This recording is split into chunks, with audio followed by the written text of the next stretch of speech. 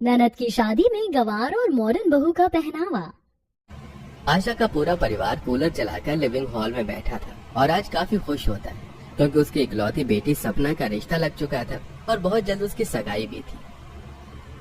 अगले महीने की 10 तारीख को हमारी बेटी की सगाई है। सोच रहा हूँ कि आज ही भैया भाभी को भी फोन कर दूं ताकि वो शहर से जल्द आ जाए क्योंकि सगाई के कुछ ही दिनों बाद शादी की भी डेट डली है। हाँ पापा, आप उन्हें जल्दी से बता दो। मैं तो बहुत खुश हूँ। शहर से बड़ी मम्मी आएंगी और भाभी भी। देख रही है बहू, तेरी ननद अपनी शहरी भाभी के आने से कितना खुश है। कोई बात नहीं माँ जी, आखिर नंद जी की बहुत जल्द शादी है। वो भी चाहती हैं कि घर में उनके सारे रिश्तेदार हों। विनोद बिना समय गंवाए अपने बड़े भाई सुरेश को फोन कर देता है। इसी तरह कुछ दिन बीत जाते हैं और एक दिन कमरे में कूलर चलाकर शाम की चाय का आनंद सपना और नेहा ले रही थी। तभी सपना नेहा को फोन में फोटो दिखाती है। भाभी ये देखो, मैंने अपनी सगाई और शादी के लिए कुछ कपड़े देखे हैं फोन में। अच्छे लग रहे हैं ना? अब इसमें मैं क्या ही बताऊं, तुम तो मुझे सारे मॉडर्न कपड़े दिखा रही हो। अब तुम्हारी शहरी भाभी आने वाली है, वो तुम्हारी मदद करेंगी मॉडर्न कपड़े पसंद करने में। तो क्या हुआ भाभी, आप भी बता दो। वैसे भी अच्छी चीज तो हर कोई बता देता है, चाहे वो गाँव का हो या शहर का। तभी आशा आती है। बहू, आज शहर से तुम्हारी बड़ी ताई जी आने वाली हैं। आते ही 100 नुक्स निकालना शुरू कर देंगी। खाना वाना जल्दी से बना लो, वरना बोलेंगी कि मेरी बहू गंवार है, मेरी बहू को कुछ आता ही नहीं। हाँ जी, फिक्र मत कीजिए, मैंने सारी तैयारी कर ली है और सारा खाना भी बन चुका है, बस उनके आने का इंतजार है। दोनों सास बहू आपस में बात कर ही रही होती हैं कि तभी गाड़ी के हॉर्न की आवाज आती है और सब नीचे जाते हैं और देखते हैं कि सुरेश, शांति, निशा और अमित के साथ घर की दहलीज पर खड़े हैं, जिनके घर आते ही नेहा अपने बड़े सास ससुर के जाकर पैर छूने लगती है। आशा, तुमने अपनी बहू को कितना काबू में कर रखा। बेचारी को अभी के समय में भी घूंघट करवा रखा और अपनी तरह बिल्कुल गंवार बना रखा है। सर पर पल्लू या घूंघट रखने से कोई गंवार नहीं हो जाता, और ये मेरी बहू की अपनी इच्छा है। मैंने उसे कभी नहीं बोला कि 4 इंच का घूंघट करे। और वैसे भी मेरी बहू के संस्कार हैं जो पूरे कपड़ों में है। आधे कपड़े पहनी बहू को कोई संस्कार ही नहीं कहता। दोनों देवरानी जेठानी में बहस छिड़ रही होती है कि तभी आसपास के लोग आशा के घर आते हैं और शांति से कहते हैं, ये शांति बहन, तुम्हारा सही है, तुम तो शहर चली गई, पर तुम्हारी बहू शहरी होने के बाद भी संस्कारी है। वरना शहर में तो मैंने सुना है बहुत छोटे कपड़े पहनती है औरतें, पर तुम्हारी बहू तो गांव में साड़ी में आई है। भले सर पर पल्लू नहीं, पर इसकी साड़ी बता रही है कि बहू को गांव के तौर तरीके पता है। वो तो है बहन, मेरी बहू भले ही शहरी है पर मेरी बहुत सुनती है। अरे भाग्यवान, ये सारी बातें दरवाजे पर ही खड़ी खड़ी कर लोगी या अंदर भी चलोगी? सुरेश अपने पूरे परिवार के साथ हॉल में बैठता है और उन्हें पानी देकर आशा अपनी बहू के साथ किचन में जाती है और फिर घर आए मेहमानों के लिए नाश्ते का बंदोबस्त करके नाश्ता करवाती है। इसी तरह 2 दिन बीत जाते हैं और इन 2 दिन में भी निशा सूट पहनती है और घर से बाहर नहीं जाती, जिस वजह से शांति की शहरी बहू की काफी तारीफ होती है। और एक दिन किचन में खाना बनाते हुए नेहा से सपना कहती है, भाभी, माँ तो ऐसे ही नाराज हो रही है। देखा आपने, निशा भाभी हर वक्त अपने कमरे में ही रहती हैं। कमरे में तो रहेंगी ना नंद जी, अभी 2 दिन ही तो हुए उन्हें गांव में आए हुए। वो जानती ही क्या है गांव के बारे में। तभी शांति आती है। बहू भूल मत, मेरी बहू शहरी है, गांव की नहीं। सारी लड़कियां गांव की लड़कियों से अच्छी होती हैं। और वैसे भी मैंने अपनी बहू को काबू में रखा है। वो बिना मेरी इजाजत के कुछ नहीं करती है, वो जो मैं कहूँ वही करती है। जब शांति अपनी बहू की तारीफ कर रही होती है तो ये सब किचन के गेट पर खड़ी आशा सुन लेती है और उसका मुंह बन जाता है। इसी तरह कुछ दिन बीत जाते हैं और गर्मी की वजह से निशा परेशान होने लगती है। इसीलिए वो दिन के समय हाफ लोअर और ऊपर टी-शर्ट डाल लेती है और अपने पति के साथ बाहर जाने लगती है। तभी लिविंग हॉल में आशा आती है। अरे जीजी, तुम तो कह रही थी कि तुम्हारी बहू तुम्हारी बड़ी सुनती, पर जरा देखो निशा बहू ने कैसे कपड़े पहने हैं और कैसे पति के हाथ में हाथ डालकर बाहर जा रही है। बहू जरा पूरे कपड़े पहन लो। अगर ऐसे कपड़े में पति का हाथ पकड़कर बाहर जाओगी तो लोग हंसेंगे। अब क्या इतनी गर्मी में मैं आप लोगों की तरह साड़ी पहनूं, घूंघट करूं, मेरे बस की नहीं है। और माँ जी ने आज तक मुझ पर रोक टोक नहीं किया, तो आज कैसे कर लेंगी। मैं शहर में भी ऐसे ही कपड़े पहनती थी और यहाँ भी ऐसे ही पहनूंगी। और पति का हाथ पकड़ के चलने में आखिर दिक्कत क्या है। तभी सोफे पर बैठकर कूलर की हवा में अखबार पढ़ रहा विनोद कहता है, बहू, अपने पति का हाथ पकड़ने में कोई दिक्कत नहीं है, पर ये गांव है, बस इसलिए तुम्हारी काकी ऐसा बोल रही है। कोई बात नहीं निशा, अगर घर वाले इतना कह रहे हैं तो तुम फुल ट्राउजर डाल लो, वैसे भी बाहर इतनी गर्मी नहीं लगेगी। अमित के कहने पर निशा फुल ट्राउजर पहन कर आती है और वो दोनों शाम में सैर करने के लिए निकलते हैं। इसी तरह कुछ दिन बीत जाते हैं और सगाई नजदीक आने की वजह से सपना चिकनी मिट्टी का पेस्ट बनाकर अपने चेहरे पर लगाती है। तो वहीं अपने कमरे में बैठकर निशा भी महंगा फेस पैक लगाती है और जैसे ही उसे बुलाने नेहा उसके कमरे में जाती है तो वो निशा को देखकर डर जाती है। माँ जी, पापा जी, रवि, सब जल्दी यहाँ, ये देखिए जेठानी जी के कमरे में भूत है। What nonsense! ये क्या गंवारपना है। मैंने अपने चेहरे पर फेस मास्क लगाया है। गांव के लोग कितने बेवकूफ और डरपोक होते हो कि भूत और फेस मास्क के बीच का फर्क भी नहीं जानते। सपना की सगाई नजदीक आ रही है, अब ऐसे में मुझे अपने फेस की केयर तो करनी ही पड़ेगी ना। एक बार अपना चेहरा देखो कैसे झुर्रियां आ गई हैं। आने वाले कुछ समय में तुम 25 की नहीं 50 की लगोगी। नेहा की आवाज सुनकर सभी घर वाले घर में आते हैं। निशा भाभी, आप बेकार ही नाराज हो रही हैं। आज से पहले नेहा ने कभी किसी को फेस मास्क लगाते नहीं देखा, इसलिए वो डर गई होगी। आप दोनों भी क्या बातें लेकर बैठ गई हैं। मुझे शॉपिंग करने के लिए जाना था। निशा भाभी, मैं चाहती हूँ कि आप भी मेरे साथ चलो। आखिर अगले हफ्ते मेरी सगाई है, आपको भी तो कुछ शॉपिंग करनी होगी। सपना के कहने पर निशा और नेहा अपना अपना मुंह धोकर उसके साथ शॉपिंग करने के लिए मार्केट जाते हैं, जहां वो लोग पहले एक छोटी सी दुकान में जाते हैं और बैठकर गांव के हिसाब से काफी चमक दमक और पुरानी डिजाइन की ड्रेस पसंद करते हैं। तभी नेहा एक लाल लहंगा उठाकर नंद को दिखाती है। इसका लाल कलर बड़ा अच्छा लग रहा है और देखो कितना चमक रहा है, तुम पर बहुत अच्छा लगेगा। जैसे खुद गवार हो वैसे ही नंद को भी बनाना चाहती हो।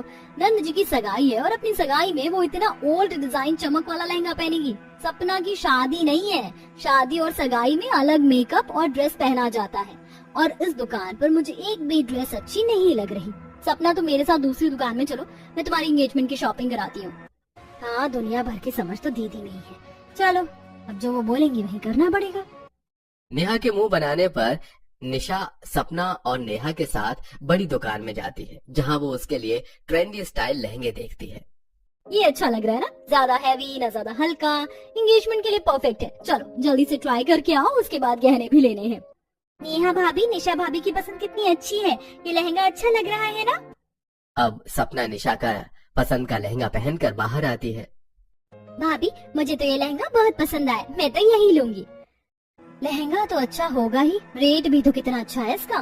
नए जमाने में जी रही हो, अब सोच बदल लो और कुछ नया ट्राई करो। जब मैं गांव आ रही थी तो मैंने देखा गांव के अब कुछ लोग ऐसे हैं जो शहरी तौर तरीका अपना रहे हैं। बस तुम लोग ही हो जो देहाती बनकर बैठे हो। ये दोनों यहाँ मेरी शॉपिंग करवाने के लिए आए हैं या खुद बहस करने के लिए आए थे? भाभी, आप दोनों शहरी और गांव वाली लड़ाई घर में कर लेना, अभी मैं अपनी शादी की शॉपिंग करने आई हूँ, वो कर लेते हैं।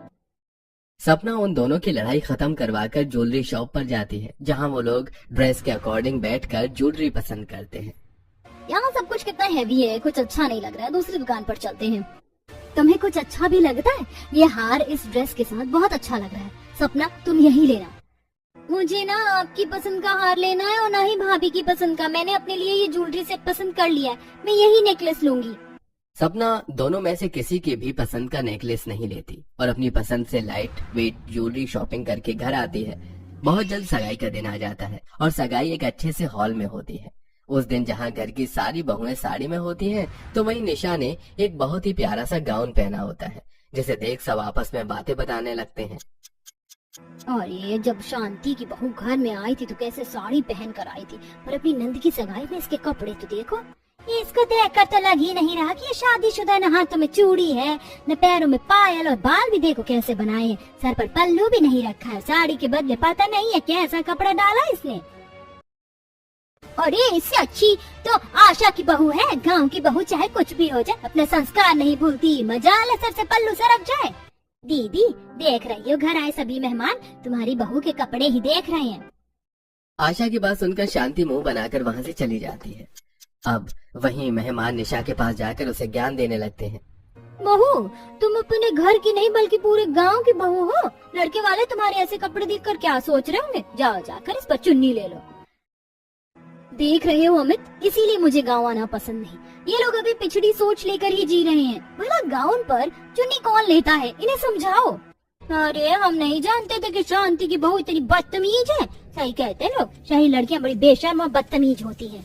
निशा पर किसी भी इंसान की कही बातों का कोई असर नहीं होता। कुछ ही देर में सपना की सगाई शुरू होती है और वो स्टेज पर अपने होने वाले मंगेतर को अंगूठी पहनाती है और वो लड़का भी उसे अंगूठी पहनाता है और फिर दोनों साथ में केक कट करते हैं।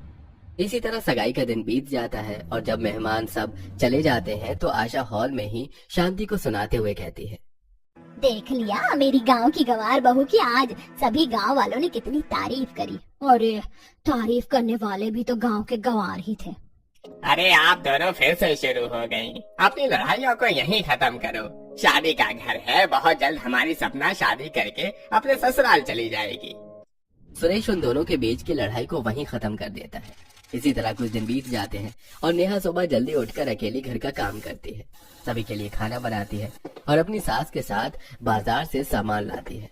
तो वो पूरे दिन निशा आराम से मैक्सी में बैठकर फोन चलाती है या टीवी देखती और खाली समय में स्किन केयर करती। ऐसे ही एक शाम जब निशा टॉप और पजामा में अमित के साथ जॉगिंग पर निकल रही होती है तो दीदी थोड़ा तो शर्म किया करो, कैसे भी कपड़े पहन के निकल लेती हो, कम से कम गांव में घूमती टाइम तो साड़ी या सूट डाल लिया करो। मैं कुछ भी पहनूं तुम्हें उससे क्या? अरे मुझे क्या होगा, मैं तो बस ये चाहती हूँ कि कोई भी गांव में ताई जी पर हंसे ना।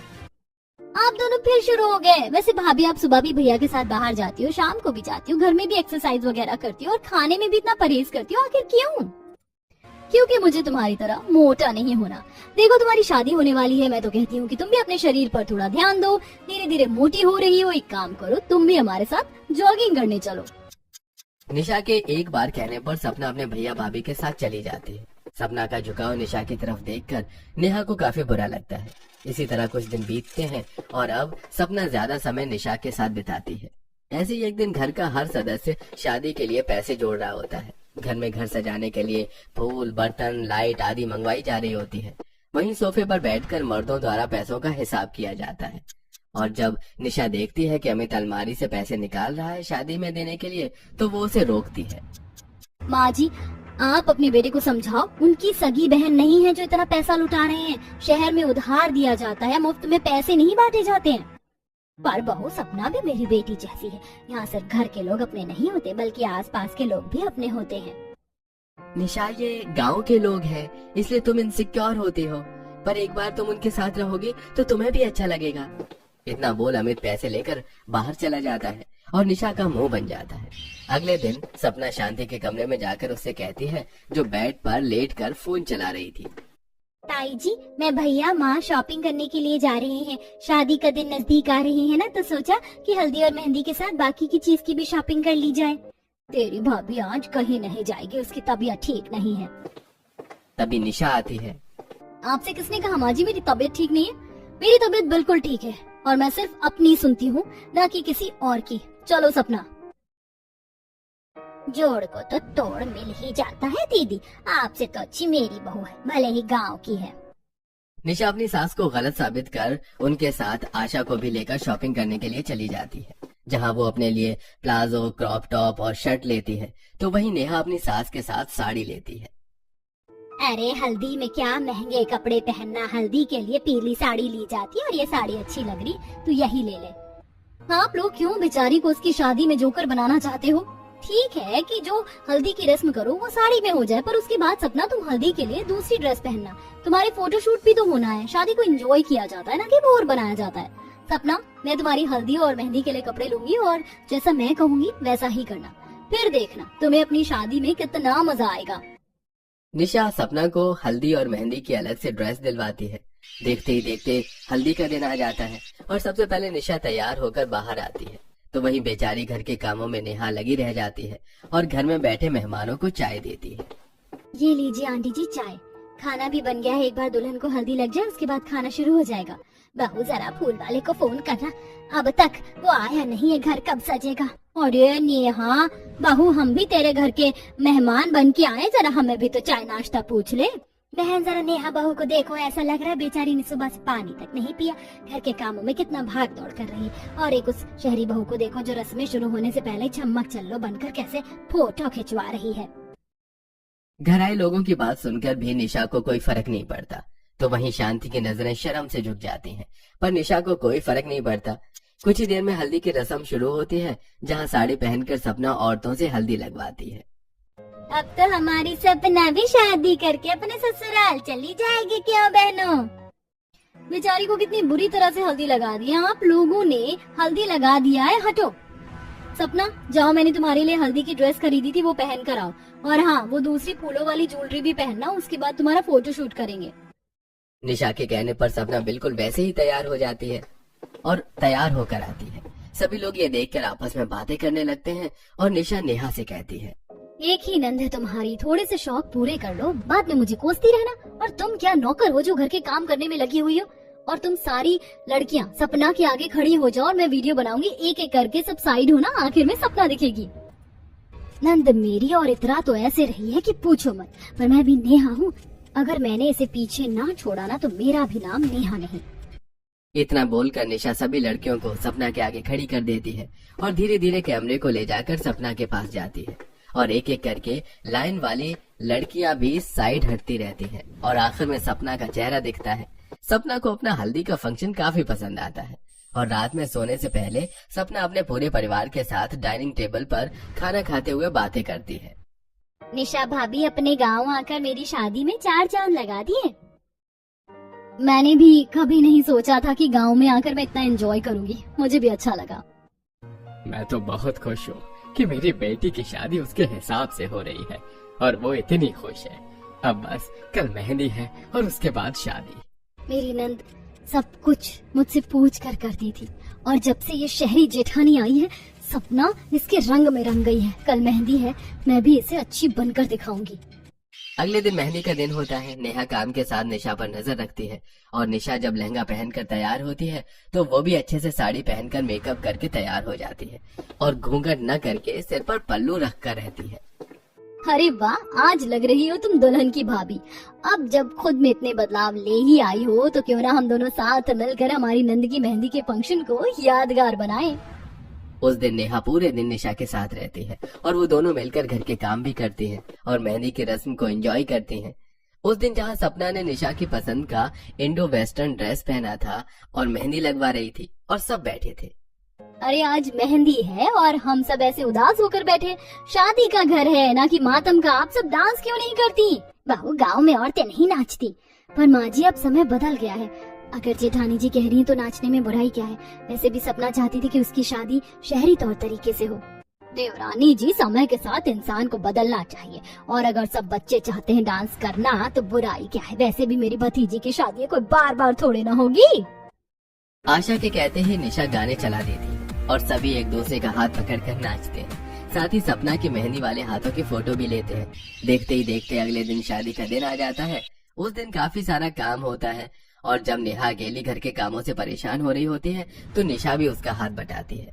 शादी का घर है, अकेले तुम कितना करोगी? मुझे बताओ, मैं भी कुछ करवा देती हूँ। ये फलों की टोकरी अंदर रखवा दीजिए और हाँ, बाहर जाकर देख लो सबके लिए खाना बना या नहीं।